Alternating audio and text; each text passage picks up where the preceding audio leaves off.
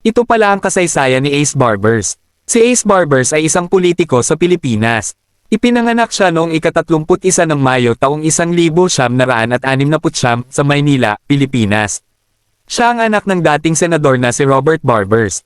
Nagtapos si Ace Barbers ng Bachelor of Arts sa Political Science, minor sa Economics, sa De La Salle University, 1987 hanggang 1990.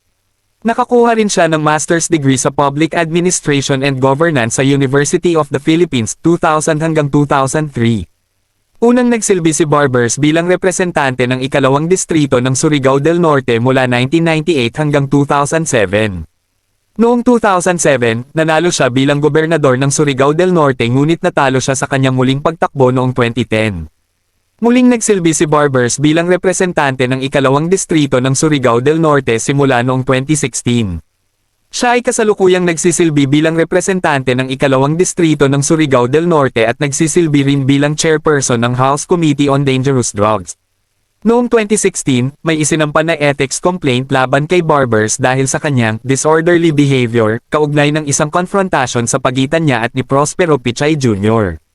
Noong Nobyembre taong 2024, tinanggihan ng Philippine Drug Enforcement Agency Regional Office 13 ang mga fake news na nag-uugnay kay Barbers sa isang drug syndicate.